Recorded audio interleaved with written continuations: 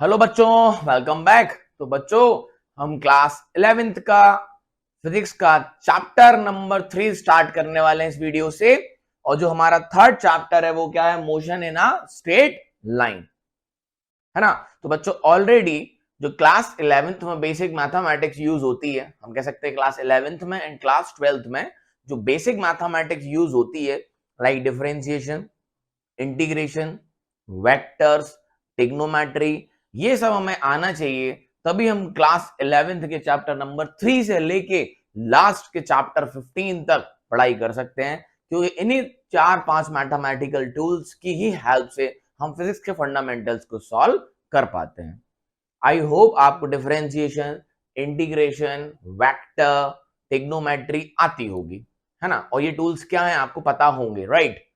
और नहीं पता हो तो बच्चे आप हमारे इसके वीडियो देख सकते हो। मेरे वीडियो है इस पे differentiation, integration, vector and trigonometry पे बढ़िया तरीके से उसमें एक्सप्लेन किया गया है ये क्या है और ये कैसे इनको यूज किया जाता है, राइट। डिस्क्रिप्शन में बच्चा इसकी लिंक दी हुई है, डिफरेंशिएशन, इंटीग्रेशन, वेक्टर, कैलकुलस और ट्रिग्नोमेट्री की, तो आप जाके वो वॉच कर सकते हैं। चैप्टर नंबर 3 में बच्चा हमें डिफरेंशिएशन और इंटीग्रेशन का बहुत यूज होगा, है ना। वो आपको धीरे धीरे इस चैप्टर में पता चल जाएगा।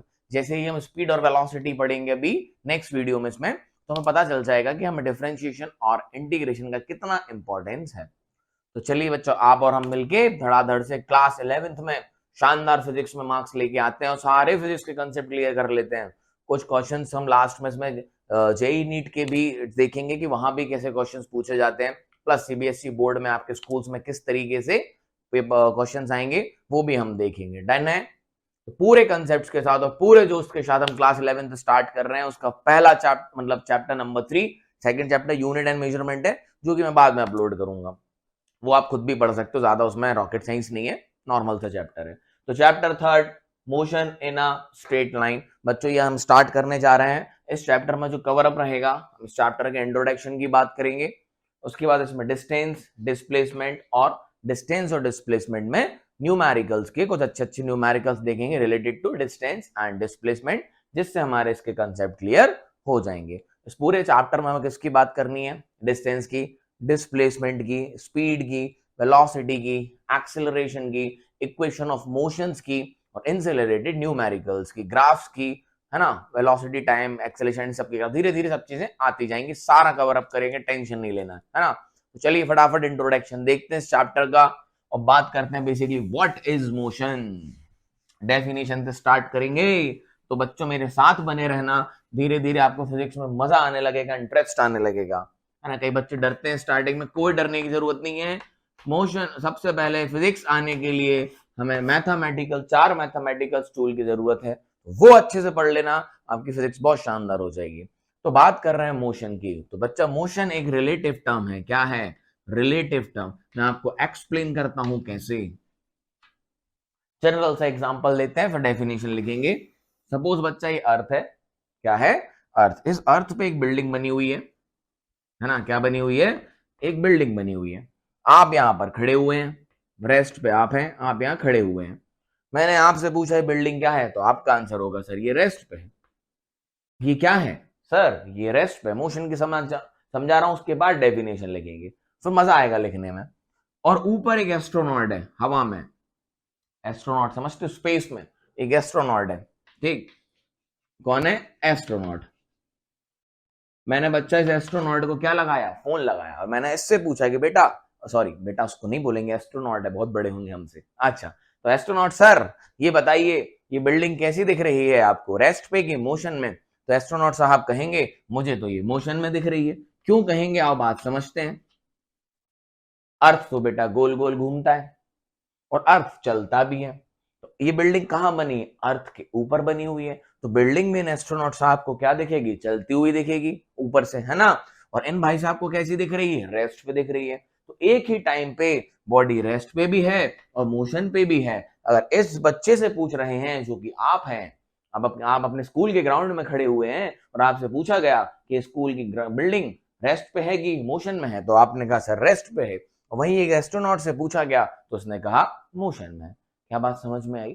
तो एक ही टाइम पे बॉडी रेस्ट पे भी है और मोशन में भी है। डिपेंड करता है कि किसके रिस्पेक्ट में बात हो रही है। डिपेंड करता है बच्चा किसके रिस्पेक्ट में बात हो रही है, with what respect you are asking the rest और motion of a body, yes और नो, समझ आया? तो motion is a relative term. Motion क्या है? रिलेटिव टर्म है। आप किसके रिस्पेक्ट में, आप किसके रिलेटिव में पूछ रहे हैं। तो जब भी कोई आपसे कोई चीज पूछे, क्या पूछे कि बॉडी रेस्ट में है कि मोशन में है, रेस्ट में है कि मोशन में है, तो आप उससे पहले ये पूछिएगा किसके रिलेटिव में बताना है सर, किसके रिलेटिव में। बॉडी रेस्ट पे भी हो सकती है, मोशन में भी हो सकती है, डिपेंड करता है किसकी रिस्पेक्ट में बात हो रही है। क्या बात चमकी आपको? अरे यस और नो? आइए एक दो एग्जांपल और लेते हैं। ये तो हो गया एक बहुत ही नॉर्मल सा एग्जांपल जो आप सोच सकते हैं, ध्यान से सुनिएगा। एक ये ट्रेन है, क्या है? ट्रेन इस तरफ जा रही है, बहुत सारे पैसेंजर इसमें बैठे हुए हैं, छोटी सी ट्रेन बना ली हमने। बस ले लो जो आपका मन करे, और बाहर यहां पर एक ट्री लगी हुई है, ठीक, यहां पर एक लड़का खड़ा हुआ है, ठीक। ये सब चीजें आपको पता होंगी, लेकिन रिवाइज कर लेते, क्लास 9 में पढ़ रखा होगा। अभी जब बस जा रही है तो बस इस ट्री को देखेगी, तो बस में बैठे हुए पैसेंजर जब इस ट्री को देखेंगे तो ट्री कहां जाती हुई दिखेगी? पीछे, यस और नो? और ये बच्चा जब इनको देखेगा तो ये कहां आगे, कहां जाते हुए दिखेंगे? आगे। यही पैसेंजर जब इस बच्चे को देखेंगे जो कि बाहर खड़ा हुआ है, तो बच्चा कहां जाता हुआ देखेगा? पीछे जाता हुआ देखेगा। ये सब लोग एक दूसरे के रिस्पेक्ट में है, रेस्ट में है, सब लोग, सॉरी, मोशन में है। ये सब जितने लोग कहां बैठे हैं? बस के अंदर। जितने लोग बस के अंदर बैठे हैं उनके रिस्पेक्ट में ये ट्री क्या है? मोशन में है, क्योंकि ये जब इसको देखेंगे ये कहां जाएगी? पीछे। ये जब इस लड़के को देखेंगे तो इनके रिस्पेक्ट में लड़का कहां जाता हुआ देखेगा? पीछे। वहीं ये लड़का इनको देखेगा तो ये कहां जाते हुए देखेंगे? आगे। लेकिन जब मैं इन पैसेंजर्स की बात करूं तो ये पैसेंजर्स एक दूसरे के रिस्पेक्ट में क्या है? रेस्ट में है। एक दूसरे के रिस्पेक्ट में क्या है? रेस्ट में है। तो यहां से एक बात समझ में आ रही है कि सर अगर मोशन होना है तो पोजीशन का चेंज होना जरूरी है। काय का चेंज होना जरूरी है? टाइम के साथ पोजीशन का चेंज होना जरूरी है। तो व्हाट इज मोशन बच्चा? Motion is change in position of a body. What is motion? Change in position of a body with time with respect to some frame of reference, किसी reference के respect में। तो क्या बताइए, time के साथ इन सारे पैसेंजर्स की पोजीशन चेंज हो रही है एक दूसरे के रिस्पेक्ट में? नहीं हो रही है। तो ये पैसेंजर एक दूसरे के रिस्पेक्ट में क्या है? रेस्ट में है। वहीं ये पैसेंजर उस ट्री को देख रहा है, तो इस ट्री और पैसेंजर के बीच में डिस्टेंस चेंज हो रहा है, पोजीशन चेंज हो रही है। तो ये बस और ये पैसेंजर इस ट्री के रिस्पेक्ट में क्या है? मोशन में है। वहीं ये पैसेंजर इस बच्चे के रिस्पेक्ट में क्या है? मोशन में। बाहर की जो दुनिया होगी इन पैसेंजर्स के रिस्पेक्ट में वो क्या होगी? मोशन में होगी, बिकॉज सबका पोजीशंस बदल रही होगी। बट ये जो पैसेंजर्स हैं ये एक दूसरे के रिस्पेक्ट में क्या होंगे? रेस्ट पे होंगे। तो मोशन इज ए बच्चा relative term. Motion is a relative term. तो इसकी डेफिनेशन कैसे लिखेंगे, ध्यान से सुनिएगा और लिखिएगा। Motion is defined as change in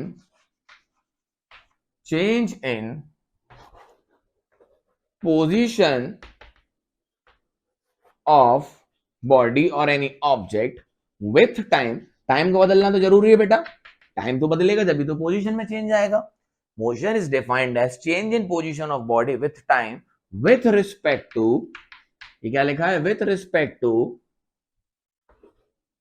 any or some, with respect to any or some frame of reference, frame of reference। जैसे कि उस लड़के के रिस्पेक्ट में जो बिल्डिंग थी वो क्या थी? रेस्ट पे थी। तो फ्रेम कौन सा था? वो लड़का। रेफरेंस कौन सा था? वो लड़का। और जब मैंने एस्ट्रोनॉट से पूछा कि बताओ ये बिल्डिंग रेस्ट पे है कि मोशन में है, तो उसने क्या कहा? मोशन में है। तो अब कौन है फ्रेम? फ्रेम वो एस्ट्रोनॉट है। तो एस्ट्रोनॉट के रिस्पेक्ट में क्या है? बिल्डिंग, क्योंकि अर्थ के ऊपर बनी हुई है, मोशन में है। तो जो लड़का बिल्डिंग के जस्ट बाहर खुद खड़ा हुआ है बिल्डिंग के रिस्पेक्ट में, रेस्ट में, तो उसके रिस्पेक्ट में बिल्डिंग क्या थी? रेस्ट पे थी। So motion is a relative term. I hope आपको समझ आ चुका होगा। Motion is a relative term. उसको डिफाइन कैसे करेंगे? Motion is defined as change in position of body with time with respect to any or some frame of reference।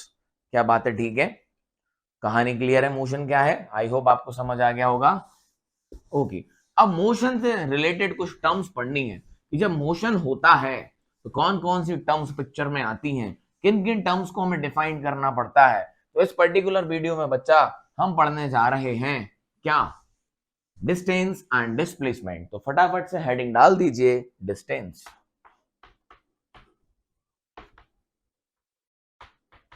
क्या heading डाल दी, मेरी राइटिंग थोड़ी सी गड़बड़ है सर, ज्यादा ही गड़बड़ है, बट मैं बोलता जाता हूं साथ में तो आप लिख सकते हैं ना। किसकी बात करने जा रहे हैं, डिस्टेंस की। आइए समझते हैं डिस्टेंस क्या होता है।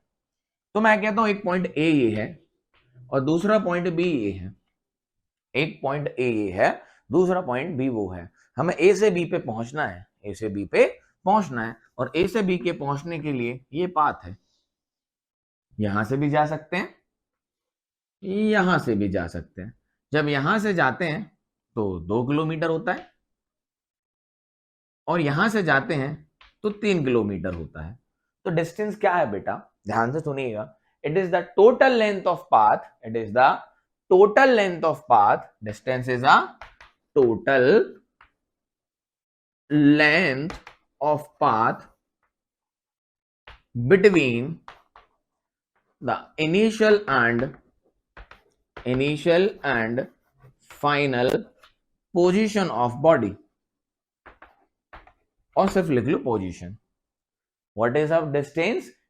Distance is a total length of path between the initial and final position of a journey बोल सकते हो, या of a body। बॉडी कहां थी, ए पे थी, वो कहां गई, बी पे। कहां से गई, इस पाथ से होके। तो ये जो टोटल लेंथ होगी इस पाथ की, वो ए और बी के बीच का क्या होगा, डिस्टेंस। मान लो वो यहां से गई नहीं, ये पाथ 1 था, ये पाथ 2 था, तो ये यहां से गई नहीं, ये गए पाथ 2 से। किससे गए, पाथ 2 से। तो जब इस पाथ 2 से गए तो इस पाथ की जो टोटल लेंथ थी वो कितनी थी, 3 किलोमीटर। इस पाथ की टोटल लेंथ कितनी थी बच्चा, 3 किलोमीटर। तो यहां से जब गए तो डिस्टेंस कितना हुआ, 3 kilometre. What is distance, it is the total length of path, it is the total length of path between a initial and final position of the body, and it basically depends on path। distance काय पे depend करता है बच्चा, distance जिस path से जाओगे उस path की लेंथ। तो distance depends on path। distance किस पे डिपेंड करता है बच्चा, पाथ पे डिपेंड करता है। अगर ये वाला पाथ लिया तो ए और बी, फाइनल और इनिशियल पोजीशन तो सेम ही है ना। मैंने कहा ये इनिशियल है और ये फाइनल है, तो यहां से जाने के 2 रास्ते थे। तो अगर ये वाला रास्ता लिया तो 2 किलोमीटर में पहुंचे, और ये वाला रास्ता लिया तो 3 किलोमीटर में पहुंचे। मैंने 2 बच्चों को भेजा, एक को इस वाले से, एक को इस वाले से। तो इनसे पूछा बेटा कहां से, मतलब कितना डिस्टेंस चल के आए हो, तो उन्होंने कहा सर 2 किलोमीटर। मैंने इनसे पूछा बेटा कितना डिस्टेंस चल के आए हो, तो उन्होंने कहा 3 किलोमीटर। छोटी छोटी बातें लेकिन समझना जरूरी है। तो इन दोनों ने लिया क्या होगा, अलग अलग पाथ, क्योंकि आए कहां से, सेम जगह से। क्या बात समझ में आई। तो डिस्टेंस क्या होता है, total length of path between the initial and final position, whatever path you select, the total length of that path will be the distance. मैं कहता हूं एक और पाथ है, ये लो, ये यहां से चल के यहां गए, हो सकता है ना कोई एक और पाथ। इसका डिस्टेंस मैंने कहा 5 किलोमीटर है, तो जो इस पाथ से आएगा वो 5 किलोमीटर चल के आएगा। क्या बात है, ठीक है, नोट कर लीजिए फटाफट। Let me check the video once. Okay fine, done है बात। What is the distance, it is the total length of path between the initial and final position, and distance depends on path, and distance depends on path. Done है, note it down, कर लिया होगा note. मैं बोलता भी जाता हूं, उसके साथ भी लिख लिया करो, कॉपी पेन लेके बैठना बच्चों। आइए आगे बढ़ते हैं, डिस्टेंस पे थोड़ी सी और चर्चा करते हैं। तो 2 पॉइंट्स आपने लिख ही लिए होंगे। अब मैं ये क्या ऊपर से मिटा दूं, हाँ सर मिटा दीजिए, वेल एंड गुड। बच्चा डिफरेंशिएशन इंटीग्रेशन पढ़ लेना, लिंक गिवन है कहां पे, डिस्क्रिप्शन में। बिना इंटीग्रेशन और डिफरेंशिएशन के आप पे ये चैप्टर बनने वाला नहीं है, जैसे हम आगे बढ़ेंगे। आइए और बात करते हैं। तो डिस्टेंस क्या है, distance is a total length of path between the initial and final position, it depends on path, it depends on path किस पे डिपेंड करता है? पाथ पे डिपेंड करता है। It is a scalar quantity. कैसी क्वांटिटी है? स्केलर क्वांटिटी है। कौन? डिस्टेंस। डिस्टेंस को डायरेक्शन से कोई लेना देना नहीं है। स्केलर क्वांटिटी और वेक्टर क्वांटिटी का थोड़ा बहुत इंफॉर्मेशन जानकारी आपको होगी। जो क्वांटिटीज डायरेक्शन पे डिपेंड करती हैं या वेक्टर लॉ ऑफ एडिशन को फॉलो करती हैं, जो वेक्टर होगा हमारे 4th चैप्टर में आएगा, और जब वेक्टर हम आपको ऑलरेडी पढ़ा चुके हैं तो वेक्टर वाला वीडियो भी आपको देखना है। वेक्टर वाला वीडियो हम डाल चुके हैं, तो अगर आपने वेक्टर वाला वीडियो देख लिया होगा तो आपको स्केलर और वेक्टर की कहानी भी समझ आ जाएगी। बहुत आसान सी बात है, लेकिन थोड़ा सा यहाँ फिर से बता देता हूं। ऐसी क्वांटिटी जो डायरेक्शन पे डिपेंड नहीं करती हैं, उनके पास जिनके पास सिर्फ और सिर्फ मैग्नीट्यूड होता है, ऐसी क्वांटिटी को हम क्या बोलते हैं? Scalar quantity. तो जो डिस्टेंस है हमारा वो कैसी क्वांटिटी है बच्चों? स्केलर क्वांटिटी है। जैसे कि मैं बोलूं, आप एक बच्चे ने मुझे 1 kg क्या दी? एप्पल दिए। 1 kg एक बच्चे ने और मुझे 2 kg एप्पल दिए, तो मेरे पास कितने एप्पल हो गए? 3 kg। नॉर्मल सी बात है। कैसे जोड़ा? 3 + 1 डन। एक बच्चे ने मुझे 2 न्यूटन का फोर्स इस तरफ दिया, एक बच्चे ने मुझे 1 न्यूटन का फोर्स इस तरफ दिया। मैं कहां जाऊंगा? मैं 1 न्यूटन से यहां जाऊंगा। क्यों सर? इस तरफ 2 है, इस तरफ 1 है, तो 2 - 1, तो इस तरफ 1 बचा सर। इसका 1 और इसका 1 इसने कैंसिल कर दिया, तो यहां मिला कितना था? 2 और 1 3, लेकिन बेसिकली नेट कितना मिला? 2। समझ आया? हाँ, 2 धर दिया, 1 धर दिया, तो बेसिकली 2 - 1, तो नेट कितना मिला? 1। यहाँ जो एडिशन हुआ है, यहाँ एडिशन हुआ है और वो क्या हुआ है? वेक्टर हुआ है। जैसे कि हमने बोला प्लस, ये डायरेक्शन प्लस तो ये वाला माइनस, तो 2 + -1, तो बचा क्या? 1 इस तरफ। तो वेक्टर क्वांटिटीज ऐसी क्वांटिटीज होती हैं जो डायरेक्शन पे डिपेंड करती हैं, plus vector law of addition को फॉलो करती हैं। और वेक्टर लॉ ऑफ एडिशन क्या है? हम ऑलरेडी वेक्टर वाले वीडियो में डाल चुके हैं, तो आपको वीडियो पढ़ना ही पड़ेगा, और आपको पहले से आता है तो आप समझ ही गए होंगे। डन। तो डिस्टेंस डिपेंड नहीं करता है डायरेक्शन पे। जैसे हम डिस्प्लेसमेंट पढ़ेंगे आपको समझ आ जाएगा क्यों। तो डिस्टेंस डायरेक्शन पे डिपेंड नहीं करता। डिस्टेंस का सिर्फ मैग्नीट्यूड होता है। मैग्नीट्यूड का मतलब कितना है। जैसे हम पहले वाले पाथ से गए थे तो 2 किलोमीटर था, तो मैग्नीट्यूड क्या था डिस्टेंस का? 2 किलोमीटर। जब हम दूसरे वाले पाथ से गए थे तो डिस्टेंस कितना था? 3 किलोमीटर, तो वहां मैग्नीट्यूड कितना था? 3 किलोमीटर। तो distance is a scalar quantity. ठीक। अच्छा, यूनिट बाकी बात कर लेते हैं। SI unit, international standards of unit. SI unit of किसकी? डिस्टेंस की क्या होती है? Metre. SI unit of distance क्या होती है? मीटर। एक और बात, distance is always a positive quantity. Distance हमेशा क्या होता है? पॉजिटिव होता है। डिस्टेंस नेगेटिव नहीं हो सकता, जीरो नहीं हो सकता। अगर पार्टिकल अपनी जगह से कहीं गया है तो कोई पॉजिटिव क्वांटिटी ही होगी। और हाँ, अगर समय के साथ नहीं जा रहा है, रेस्ट पे है, तो डिस्टेंस जीरो है, वो अलग बात है। बट डिस्टेंस जब कोई भी पार्टिकल अपनी पोजीशन चेंज करता है तो distance can not B zero and negative. क्या बात समझे? Any particle which is in motion, any particle which is in motion, it's distance can not B negative and zero. वो हमेशा क्या होगा? पॉजिटिव होगा। बट जो डिस्प्लेसमेंट अभी हम पढ़ेंगे वो नेगेटिव भी होता है और जीरो भी होता है। तो वहां पे अभी क्लियरिटी आ जाएगी। जब आप एक पॉइंट से दूसरे पॉइंट पर गए हो, बच्चा इंपॉर्टेंट पॉइंट है, डिस्टेंस के लिख लेना, आपके थ्योरेटिकल क्वेश्चंस बन जाते हैं। जब एक पॉइंट से आप दूसरे पॉइंट पर गए हो तो कुछ ना कुछ डिस्टेंस टू वाई होगा, इसलिए डिस्टेंस ऑलवेज पॉजिटिव क्वांटिटी होती है। तो ये कुछ पैरामीटर्स थे डिस्टेंस के रिगार्डिंग, आप नोट कर लीजिए, पॉज करके नोट कर लीजिए। It depends on path, it is a scalar quantity, SI unit is meter, distance is always positive. I hope understand है। ठीक, अगर आपको आता भी हो तो आप स्किप कर सकते हैं वीडियो को, और आपको रिवाइज करना हो तो देख सकते हो, है ना। आइए अब बात करेंगे डिस्प्लेसमेंट की। फिर दोनों को मिला जुला के कुछ बढ़िया से क्वेश्चंस करेंगे जिसमें हमें मजा आ जाएगा और फील आ जाएगा कि दोनों हैं क्या। तो आइए डिस्प्लेसमेंट की बात करते हैं। ये बहुत अच्छी चीज है। अच्छी तो वो भी है सर, मतलब थोड़ा समझेंगे इसमें थोड़ा सा मजा आएगा और। ठीक, आइए displacement. It is the shortest distance between, it is the shortest, ये क्या लिखा है सर? शॉर्टेस्ट लिखा है। It is the shortest distance. Sir ये तो इसमें भी डिस्टेंस आ गया। हाँ, है तो लेंथ ही ना। It is the shortest distance between initial and final position. ये क्या है बच्चों? It is the shortest distance between the initial and final position. Initial और फाइनल पोजीशन के बीच का जो शॉर्टेस्ट डिस्टेंस होता है वो डिस्प्लेसमेंट होता है। तो शॉर्टेस्ट क्या हो सकता है? Straight line. एसएल का मतलब straight line joining the 2 points. तो 2 पॉइंट के बीच का शॉर्टेस्ट डिस्टेंस क्या हो सकता है? स्ट्रेट लाइन ही हो सकती है, उससे शॉर्ट क्या होगा? 2 पॉइंट्स को शॉर्टेस्ट डिस्टेंस क्या हो सकता है 2 पॉइंट के बीच में? Straight line. क्या हो सकती है? Straight line. तो अभी जो हमने क्वेश्चन किया था, मान लीजिए पॉइंट ए था, क्वेश्चन नहीं मतलब जो देखा था, और ये पॉइंट क्या था? बी था। तो कोई पार्टिकल जब यहां से यहां गया बच्चों, कोई पार्टिकल जब यहां से यहां गया तो उसने का डिस्टेंस कितना था? 2 किलोमीटर। बट उसका डिस्प्लेसमेंट क्या है? डिस्प्लेसमेंट ये क्या फील हुआ? ये क्या है? डिस्प्लेसमेंट। पार्टिकल का डिस्प्लेसमेंट कितना हुआ है? ये डिस्प्लेसमेंट क्या होता है? Shortest distance between the 2 point.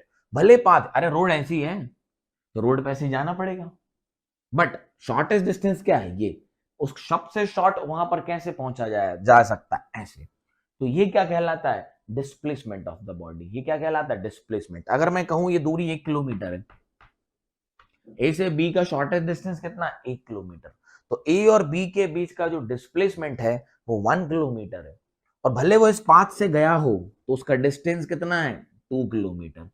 Distance कितना है? 2 किलोमीटर, बट द डिस्प्लेसमेंट कितना है? 1 किलोमीटर। क्या बात समझ में आई? What is displacement? It is the shortest distance between the 2 points. And what is the shortest distance between the 2 points? The straight line joining the 2 points. And this is a displacement. I hope it is clear to you. Done है? इसको और समझते मजा आएगा। Done? तो उसकी चर्चा करनी है हमें। डिस्प्लेसमेंट क्लियर है? आगे बढ़े, डिस्प्लेसमेंट भी बात करेंगे। इसको थोड़ा मैं रब कर दूं, अभी क्वेश्चन करेंगे तो क्लियरिटी आ जाएगी आपको। डिस्प्लेसमेंट बहुत अच्छी चीज है। जब हम एरोप्लेन उड़ाते हैं ना, जिसमें आप सफर करते होगे, कई बच्चे कर चुके होंगे, कईयों का ख्वाब होगा, तो ख्वाब पूरे होंगे। लोड मत लीजिए, आपका समय आएगा बच्चों, आप एरोप्लेन में ही घूमेंगे। सपोज किसी का प्राइवेट जेट हो, हाँ सर यही चाहते हैं, कोई बात नहीं, आ जाएगा। पढ़ाई करना है, सब आ जाएगा। आइए, तो मैं कहता हूं फिर से चलते हैं। ये पॉइंट ए है, ये पॉइंट बी है, ए से बी जाने का रास्ता ये है, लेकिन शॉर्टेस्ट क्या है? ये है। थोड़ी डिटेल चर्चा करेंगे डिस्प्लेसमेंट, तभी समझ आएगा। तो मैंने आपसे कहा था पाथ से जब हम गए, अरे भाई साहब रास्ता यही है, गाड़ी है, मोटरसाइकिल है, किसी के घर में थोड़ी ना घुस जाओगे, है ना? रास्ता ये है, ये तो खेत है या किसी के घर बने हुए हैं। तो डिस्प्लेसमेंट का जो शॉर्टेस्ट रास्ता है वो कितना है? 1 किलोमीटर। मतलब ए से बी की तरफ अगर आपको जाना है तो रास्ता तो ये है जिस जो कितना है? 2 किलोमीटर, बट शॉर्टेस्ट कितना है? 1 किलोमीटर। क्या बात समझ में? तो मोटरसाइकिल से जाओगे तो ऐसे जाना पड़ेगा, लेकिन बहुत पढ़ाई कर लिया आपने, किसी कंपनी के सीईओ वगैरह बन गए आप, अच्छा खासा पैकेज मिल गया आपको, खुद की कंपनी खोल ली, आपने हेलीकॉप्टर खरीद लिया। क्या खरीद लिया? हेलीकॉप्टर। अरे सर क्या बात कर रहे हो? हाँ, तो आप हेलीकॉप्टर से कैसे जाओगे? क्या रोड पे हेलीकॉप्टर घुमाओगे ऊपर ऊपर? सर पागल हो क्या? सर पागल नहीं, समझा रहा हूँ डिस्प्लेसमेंट क्या। ध्यान से देख, मैं आपसे कह रहा हूं यहां पर ओरिजिन डाल दो। क्या डाल दो? ओरिजिन। ये देख, तो ये क्या हो गया? ओरिजिन हो गया। अब आपको कहां जाना है? यहां जाना, तो आपने हेलीकॉप्टर का मुंह इस तरफ करेंगे, फेस। अरे इस तरफ उड़ना है तो हेलीकॉप्टर का फेस किस तरफ होना चाहिए? इस तरफ। ध्यान से समझना, मजा आएगा आपको। आपको लग रहा होगा आपको आता है, तो ये आपका हेलीकॉप्टर है, छोटा सा, छोटा वाला खरीदा है, तो यहाँ जाएगा, tiding tiding tiding tiding tiding, यहाँ पहुंच जाएगा। यस और नो? हेलीकॉप्टर से तो डिस्प्लेसमेंट करेंगे, डिस्टेंस थोड़ी ना चलेंगे। अरे हाँ की ना? तो मैं कहता हूँ ये एंगल 30 डिग्री है। ये एंगल कितना है? 30 डिग्री। ये क्या होता है? नॉर्थ। ये क्या होता है? साउथ। ये क्या होता है? वेस्ट। और ये क्या होता है? ईस्ट। मैं आपको समझा रहा हूँ कि डिस्प्लेसमेंट वेक्टर क्वांटिटी क्यों है। मुद्दा ये है समझाने का। अब आया कुछ? सर ये सब क्या कर रहे हो? वेक्टर बता रहा हूँ, डिस्प्लेसमेंट वेक्टर क्वांटिटी है, और डिस्टेंस कैसी है? स्केलर है। तो समझिए वेक्टर का मतलब। तो अगर आपको, मैंने इसको ओरिजिन मान लिया, तो आपको अगर ए से बी पहुंचना है तो आपको कितना चलना पड़ेगा? मैं आपको बताता हूं, 1 kilometre. 1 kilometre east, 30 degree south. ध्यान से समझिएगा ये क्या लिखा हुआ है। अगर आपको ए पॉइंट पे से बी पॉइंट पे पहुंचना है तो आपका डायरेक्शन क्या होना चाहिए? ये तो 1 किलोमीटर तो डिस्प्लेसमेंट का क्या हो गया? मैग्नीट्यूड। क्या हो गया? मैग्नीट्यूड। लेकिन डिस्प्लेसमेंट बताने के साथ साथ हमें क्या बताना पड़ता है? डायरेक्शन। क्या बताना पड़ता है? डायरेक्शन। तो ये और ये का डायरेक्शन, मैंने बोला ये एंगल कितना है? 30 डिग्री। क्योंकि अगर आपको डायरेक्ट ए से बी पहुंचना है तो आपको इस रास्ते पर चलना पड़ेगा। तो आपको इस रास्ते पर जब चलना पड़ेगा तो आपको 30 डिग्री आपकी गाड़ी को मोड़ना पड़ेगा। कितना? 30 डिग्री। और फिर कितना चलेगा? 1 किलोमीटर। तो दिशा कौन सी, डायरेक्शन कौन सा है? 1 किलोमीटर ईस्ट, 30 डिग्री साउथ। क्या समझ में आया? तो यहां से हमें क्या समझ में आया कि सर जो डिस्प्लेसमेंट होता है, जो डिस्प्लेसमेंट होता है वो वेक्टर क्वांटिटी होती है। क्या होती है? Vector quantity. डिस्प्लेसमेंट इज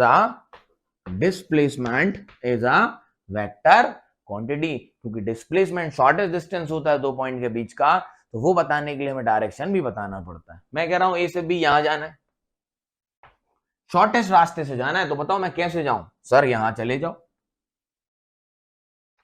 मान लो ये दूरी 2 किलोमीटर की है। कितने की है? 2 किलोमीटर की। ये जो एंगल बन रहा है वो कितना बन रहा है? 60। तो सर आप एक काम करिए, अगर आपको बी पे पहुंचना है सबसे शॉर्ट तरीके से, सर आपको अगर बी पे पहुंचना है, मान लो रास्ता तो ये है, रास्ता तो ये है, लेकिन इस रास्ते से नहीं जाना है। मैंने कहा बच्चा मुझे शॉर्टेस्ट बताओ, मेरे पास हेलीकॉप्टर है। तो आपने कहा सर एक काम करिए, आप एक काम करिए सर, आप 2 किलोमीटर जाइए। कहां पे? मैं बोलूंगा कहां पे? Sir west 60 degree. Sir west 60 degree south में जाइए। वेस्ट कहां है? यहां है। और 60 डिग्री कहां मुड़िए? साउथ की तरफ। और कितना चलिए? 2 किलोमीटर। तो सर सबसे शॉर्ट रास्ते से पहुंच जाएंगे आप। फील हुआ आपको? क्या बताया मैंने? डायरेक्शन बताया। डायरेक्शन कहां है? West 60 degree south. दूर कितना जाना है? 2 किलोमीटर। तो 2 किलोमीटर क्या है? Displacement with the direction. Therefore displacement is a vector quantity. Displacement बताने के लिए डायरेक्शन भी बताना पड़ता है। आई होप आपको क्लियर हो गया होगा। तो लिख लीजिए second point, displacement is a vector quantity. इतना सब समझाया मुझे ने आपको, बस इतनी सी लाइन के लिए। समझ में आया? क्योंकि डिस्प्लेसमेंट के सवाल करने के लिए कंसेप्ट आना चाहिए। क्या आना चाहिए? कंसेप्ट आना चाहिए बच्चों। आइए, तो आपको समझ आ रहा है कि जो मैं पढ़ा रहा हूं? हाँ सर ये तो मुझे पहले से भी आता है। ठीक है, अच्छी बात है। जिसको आता हो वो आगे बढ़ता जाए मेरे साथ साथ, उसको नहीं आता है समझता जाए। Done? Okay. It is a vector quantity. 2 point हो गए। It is the shortest distance between the initial and final point, है ना? दूसरा पॉइंट क्या हो गया? It is a vector quantity. तीसरा ऐसा यूनिट की बात कर लें। ऐसा यूनिट, ऐसा यूनिट क्या होती है? मीटर होती है। डिस्प्लेसमेंट की ऐसा यूनिट क्या होती है? मीटर होती है। नेक्स्ट पॉइंट, डिस्प्लेसमेंट बहुत इंपॉर्टेंट पॉइंट है। Can be positive, can be positive, negative. Displacement negative भी हो सकता है, पॉजिटिव भी हो सकता है, and zero.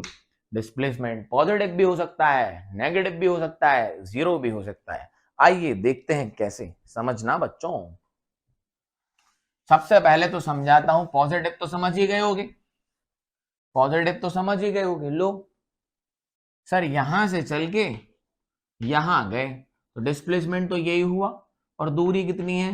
1 kilometre. So what is the displacement between A and B? 1 kilometre. Positive तो हो ही सकता है। अब मैं आपसे कह रहा हूं कोई साइकिल में चल रहा है सर्कुलर पाथ में, यहां से घूम के यहीं वापस आ गया।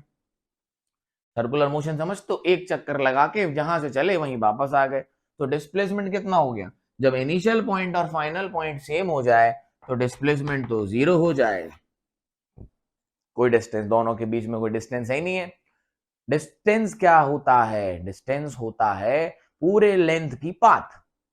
तो बच्चा अगर इसी क्वेश्चन की बात करी जाए, रेडियस कितना है? r, तो इसी क्वेश्चन में जो डिस्टेंस होगा, मैंने आपसे कहा कि एक पार्टिकल सर्कुलर पाथ घूम के आया है, जहां से चला था वहीं वापस आया है, तो डिस्टेंस कितना होगा? डिस्टेंस होगा 2 पाई आर। डिस्टेंस कितना होगा? 2 pi R. Total length of path between the initial and final position, तो टोटल लेंथ ऑफ पाथ कितनी हो गई? Circumference 2 pi R. इनिशियल और फाइनल पॉइंट सेम हो गया, लेकिन इनिशियल और फाइनल पॉइंट के सेम होने पे ये चल के कितना आया है, ये total length of path between the initial and final position चल के तो आया है, डिस्टेंस तो 2 पाई है। डिस्प्लेसमेंट कितना हुआ बेटा, रियलिटी में वो चीज कहीं गई ही नहीं है, डिस्प्लेसमेंट तो हुआ ही नहीं। डिस्प्लेसमेंट का मतलब होता है कि अपनी जगह से स्ट्रेट पाथ में पार्टिकल कितना डिस्प्लेस हुआ है, खिसका है। तो डिस्प्लेसमेंट कितना हुआ है, 0 हुआ है। क्या बात समझ में आई? तो डिस्प्लेसमेंट कैन बी 0, जहां से चला था वहीं वापस लौट के आ गया, तो डिस्प्लेसमेंट कितना हो गया, 0। और डिस्टेंस कितना है, 2 पाई आर। आई होप आपको क्लियर हो गया होगा, नहीं आया? ओके ओके, क्या के लिए बोला है सर, आया कि नहीं आया? आई होप आपको आ गया होगा, बहुत आसान सी चीज है। जहां से चले और जहां तक पहुंचे उस पूरे पाथ की लेंथ जोड़ते जाइए, वो डिस्टेंस होता है, यस और नो। और जहां से चले और जहां पहुंचे उसके बीच का जो शॉर्टेस्ट डिस्टेंस होता है वो डिस्प्लेसमेंट होता है। तो आपको डिस्प्लेसमेंट कैसे होता है, तो देखो, अब मैंने कहा आपसे बेटा कोई पार्टिकल यहाँ है ओरिजिन पे, वो 5 मीटर यहां गया, कितना गया, 5 मीटर यहां गया, है ना, कहा गया 5 मीटर। और मैंने कहा वापस फिर से 5 मीटर यहां आया, वापस फिर से 5 मीटर यहां आया। तो ध्यान से सुनना, डिस्प्लेसमेंट हुआ कितना है, डिस्प्लेसमेंट हुआ तो 0 है, डिस्प्लेसमेंट हुआ तो 0 है। कैसे हुआ मैं आपको समझाता हूं। मैंने ये डायरेक्शन क्या ले रखा है, पॉजिटिव। तो जब एक डायरेक्शन पॉजिटिव लेते हैं बच्चा, तो दूसरा डायरेक्शन अपोजिट क्या हो जाता है, नेगेटिव। अगर मैंने बोला कि ये ईस्ट है, ये वेस्ट है, ये नॉर्थ है, ये साउथ है, तो ईस्ट क्या है, पॉजिटिव, तो वेस्ट क्या हो गया, नेगेटिव। तो जब हम यहां से यहां गए तो कहां चल रहे थे, ईस्ट में। तो हमने जो डिस्प्लेसमेंट लिखा तो वो लिखा 5 प्लस, फिर यहां के बाद हम कहां चले, वापस वेस्ट में, तो हमने लिखा तो कितना चले, 5, तो -5, तभी तो डिस्प्लेसमेंट 0 हो पाया।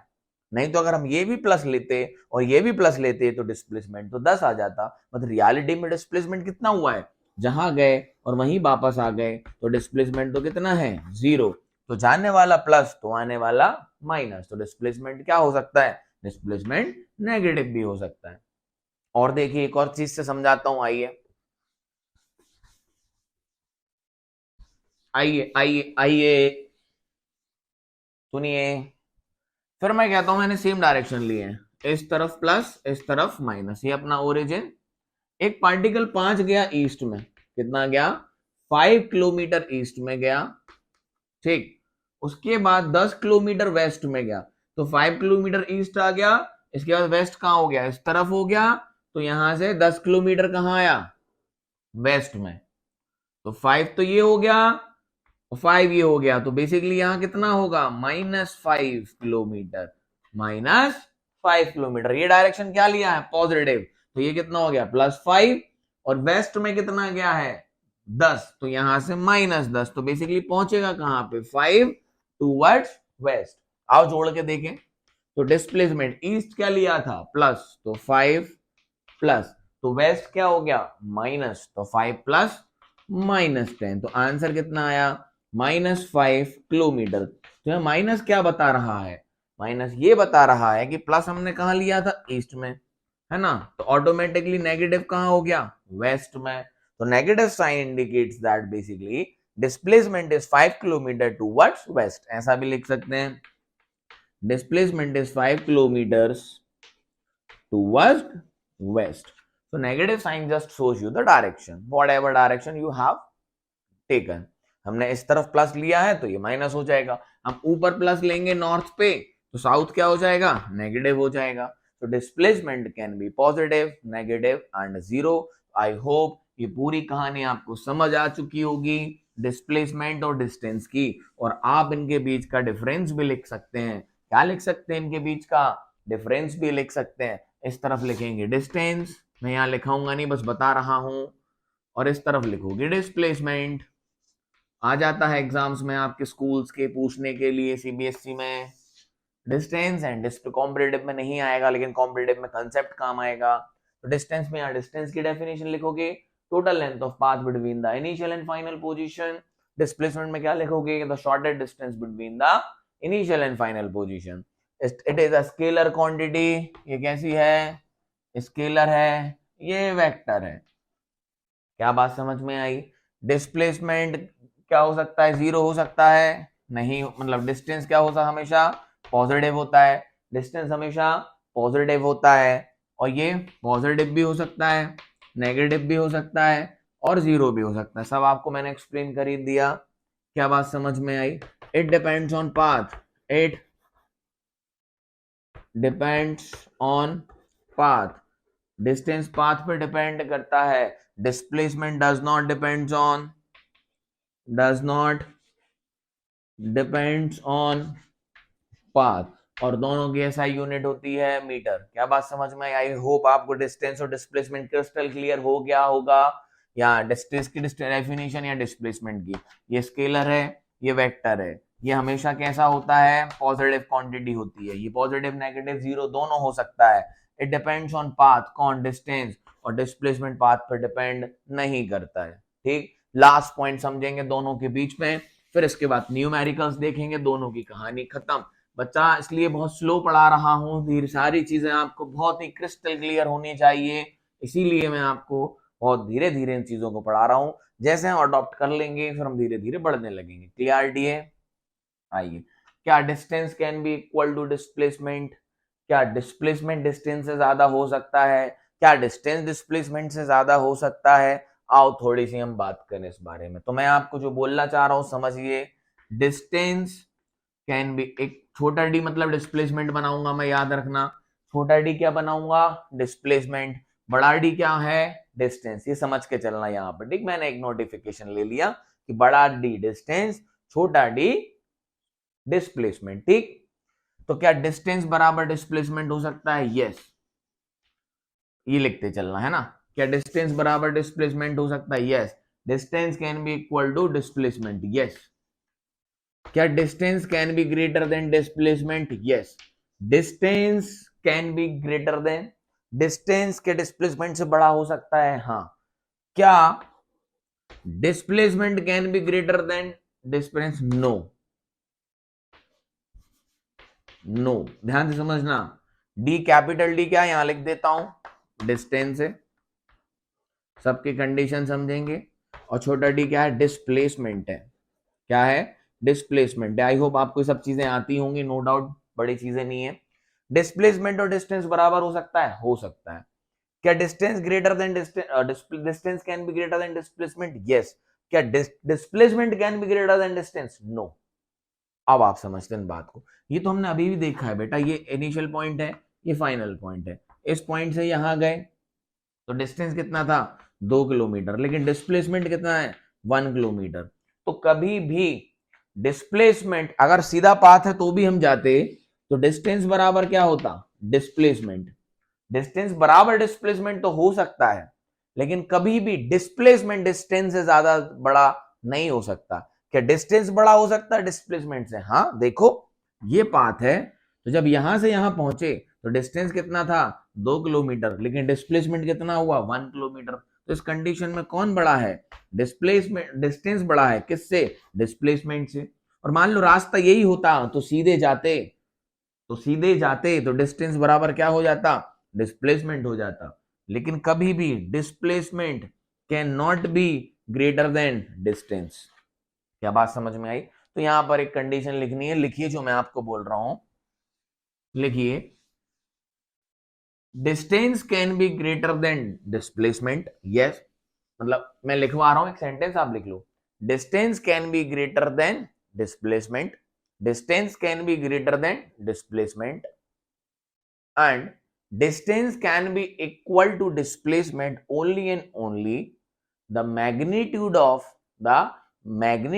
of displacement can be equal to distance only and only when the particle travels in a straight path, without reversing its direction.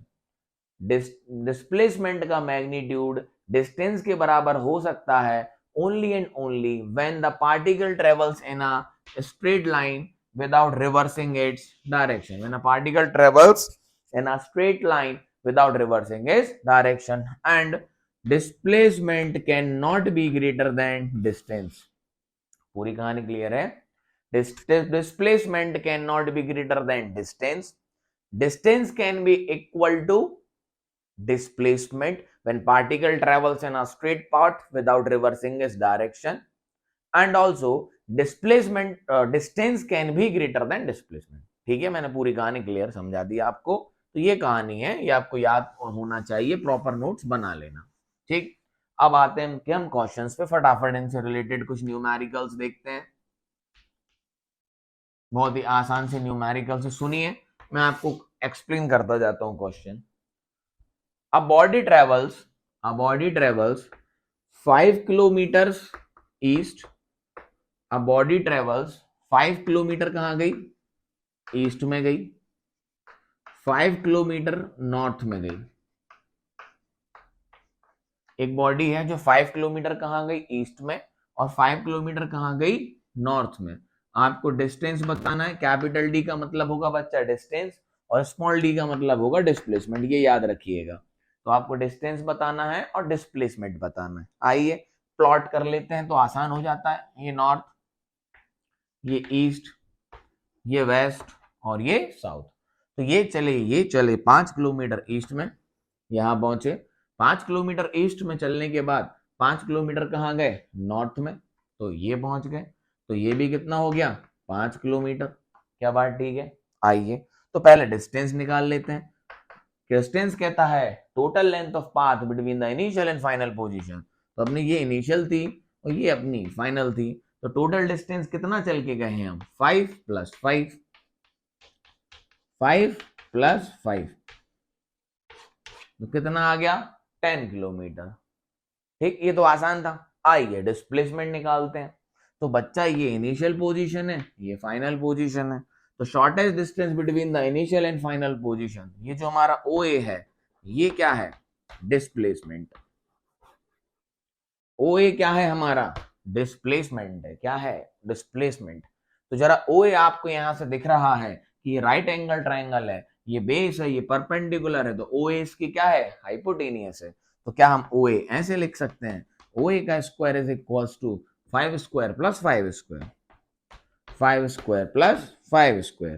तो OA कितनी हो गई? मतलब जो डिस्प्लेसमेंट कितना हो गया?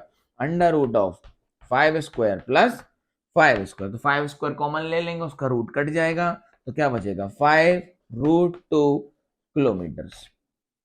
और इसको आगे सॉल्व कर सकते हो। 5 × 1.4, √2 की वैल्यू कितनी होती है?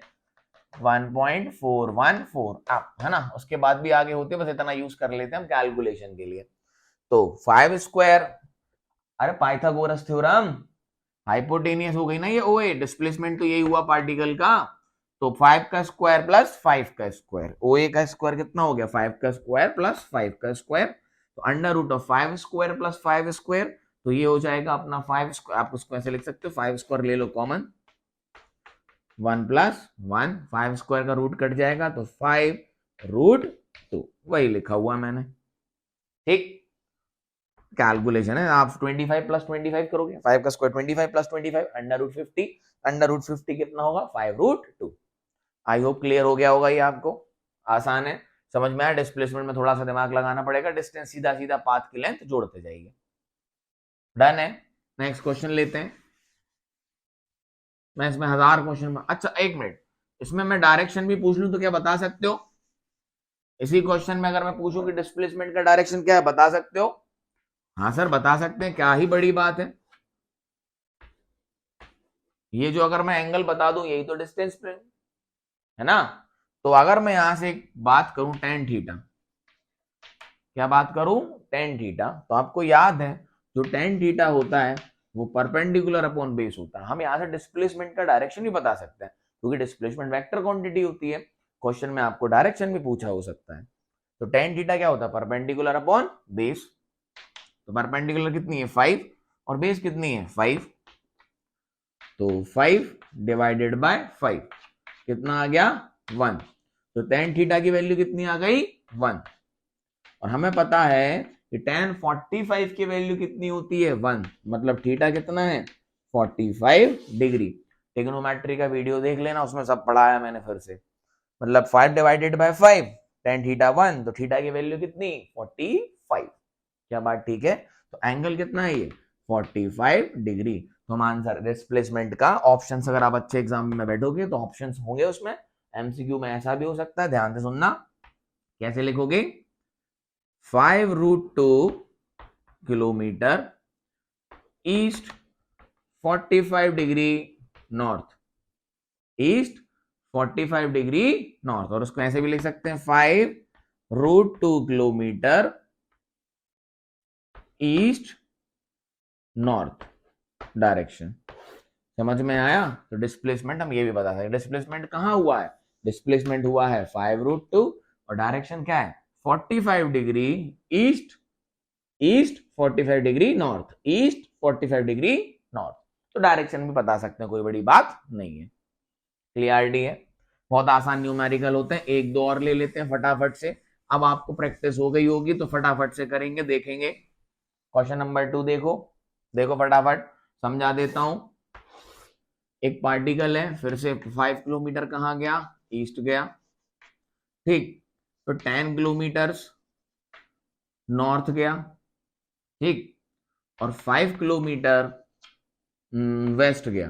तो आपको डिस्टेंस बताना है और डिस्प्लेसमेंट बताना है। फिर से सुनिए, एक पार्टिकल है 5 किलोमीटर ईस्ट गया, 10 किलोमीटर नॉर्थ गया, 5 किलोमीटर वेस्ट गया। तो आपको डिस्टेंस और डिस्प्लेसमेंट दोनों बताने। आओ फटाफट से कर दें। नॉर्थ, साउथ, ईस्ट, वेस्ट, ये आपको प्लॉट करना आना चाहिए, तो हम कर सकते हैं। देखो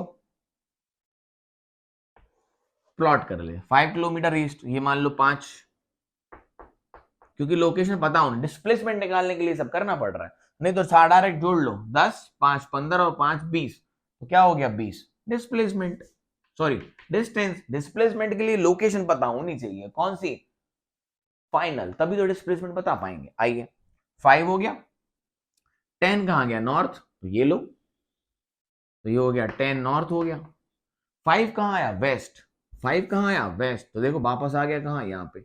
ये 5 है तो ये भी 5 होगा। समझ आया? ये उसका मोशन है, ऐसे गया, फिर ऐसे गया, फिर ऐसे गया, तो पहुंचा कहां? यहाँ 5 ईस्ट, 10 नॉर्थ और 5 फिर से क्या? वेस्ट। तो डिस्टेंस देखो,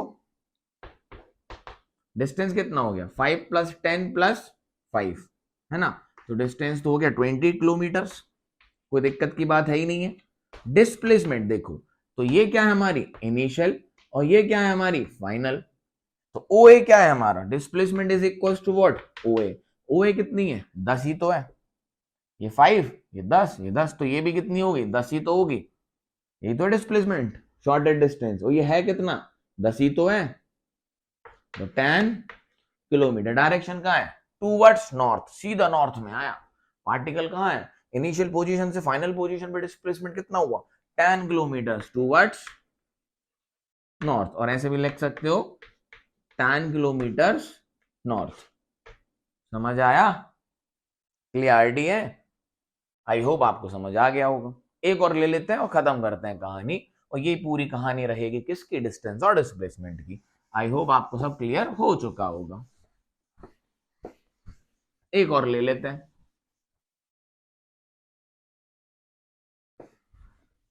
आइए,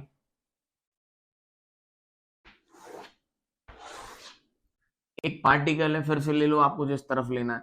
अब अपन उल्टी तरफ चलते हैं, वेस्ट। कितना? 8 किलोमीटर। 8 किलोमीटर कहाँ गई है? वेस्ट गए। आइए, और फिर मैंने कहा आपसे कि ये 4 किलोमीटर कहाँ गए? साउथ गए। 4 किलोमीटर साउथ गए। आपको बताना है डिस्टेंस और आपको बताना है डिस्प्लेसमेंट। एक पार्टिकल है, it travels 4 to 8 kilometre west, 4 kilometre south. आपको डिस्टेंस और डिस्प्लेसमेंट बताना है। और ले लो, तो ये नॉर्थ, ये साउथ। ये क्यों करना पड़ रहा है north south east west? Displacement निकालने के लिए। ये वेस्ट, ये ईस्ट। कहां चले? क्वेश्चन के हिसाब से चले, प्लॉटिंग करो। 8 किलोमीटर कहां जाओ? डिडिंग डिडिंग डिडिंग वेस्ट आ गए। 4 किलोमीटर कहां जाओ? डिडिंग डिडिंग डिडिंग डिडिंग डिडिंग साउथ आ गए। साउथ नीचे, तो ये आ गए। तो ये कितना हो गया? 8 किलोमीटर। और ये कितना हो गया? 4 किलोमीटर। क्लियरिटी है? तो ये कौन सी पोजीशन हो गई? इनिशियल। ए, ये कौन सी हो गई? फाइनल। अब आपको आ चुका होगा सब। तो ये क्या हुआ है? यही तो डिस्प्लेसमेंट हुआ है। तो डिस्टेंस का तो लोड ही नहीं लेना है। 8 किलोमीटर + 4 किलोमीटर, तो ये कितना हो गया? 12 किलोमीटर। अरे यस और नो, 8 4 12। डिस्प्लेसमेंट का है ये है, तो यहाँ 90 बन रहा है, तो ये हो गई बेस और ये हो गई परपेंडिकुलर। तो फिर से ओ ए डिस्प्लेसमेंट क्या हो जाएगा, 8 स्क्वायर प्लस 4 स्क्वायर। तो ओ ए अपना कितना आ गया, अंडर रूट ऑफ 8 स्क्वायर कर दो तो 64 और 4 स्क्वायर कर दो तो 16। समझ आ गया। तो ओ ए की वैल्यू कितनी आई, अंडर रूट ऑफ ये हो गया 80, अंडर रूट 80। तो ये जो आया ना अंडर रूट 80, ये किसकी वैल्यू आई, डिस्प्लेसमेंट की। किसकी आई, डिस्प्लेसमेंट की। सही किया। 8 का स्क्वायर 64, 4 का स्क्वायर 16, 64 प्लस 16 इज 80। क्लियरिटी है। अरे बोलो, अरे हाँ कि ना। लो तो दोनों आंसर निकाल दिए। डिस्प्लेसमेंट कहाँ आया, ये अपन ऐसा भी लिख सकते हैं, एंगल निकालना हो तो एंगल भी निकाल सकते हो। कैसे कर सकते हो, 4/8। तो इसको ऐसे भी लिख सकते हो, tan theta is equal to perpendicular upon base. तो परपेंडिकुलर ये है 4 और बेस कितनी है 8, तो 1/2। 1/2 एंगल कितना हुआ, tan इनवर्स। ट्रिग्नोमेट्री वीडियो में देखना, हम एंगल ऐसा भी लिख सकते हैं। अगर एग्जैक्ट वैल्यू याद नहीं है तो tan इनवर्स 1/2। समझ आया। और डिस्प्लेसमेंट कहाँ हुआ, वेस्ट साउथ में। tan inverse 1/2 west south, tan inverse 1/2 west south. क्या बात समझ आए। ये एंगल अगर आप कैलकुलेट करोगे ना तो अप्रोक्सीमेटली tan 1/2 मतलब 0.5, इट विल बी अप्रोक्सीमेटली 20-25 के बीच का एंगल हो गई अप्रोक्सीमेटली। तो है कहाँ डिस्प्लेसमेंट, हुआ कहाँ, वेस्ट साउथ में हुआ है। ये वेस्ट है, ये साउथ है, तो डिस्प्लेसमेंट कहाँ हुआ है, वेस्ट साउथ में। समझ आया। और कितना हुआ है, अंडर रूट 80। निकाल सकते हो अंडर रूट 80 की value, it will be your answer, under root 80 kilometre. तो आई होप आपको डिस्टेंस और डिस्प्लेसमेंट समझ आ चुका होगा। इस पे मैं कितने भी हजारों क्वेश्चंस बना सकता हूं। आपको बस टोटल लेंथ ऑफ पाथ जोड़नी है तो वो डिस्टेंस हो जाएगा, और इनिशियल और फाइनल पॉइंट के बीच का जो दूरी है वो आपको थोड़ी सी ट्रिग्नोमेट्री की हेल्प से या पाइथागोरस थ्योरम की हेल्प से निकालनी है, वो डिस्प्लेसमेंट हो जाएगा। So I hope this video of introduction to the motion and distance and displacement is clear to you. In the next video, we will come and talk about the speed and velocity. Done? और बहुत बढ़िया बढ़िया question देखेंगे, वहां से और मजा आएगा चैप्टर में। क्लियरिटी है। बट वहां डिफरेंशिएशन और इंटीग्रेशन पढ़ के रखिएगा, लिंक डिस्क्रिप्शन में दी हुई है। Done. So have a good day, nice day, tata, bye bye, stay connected, take care.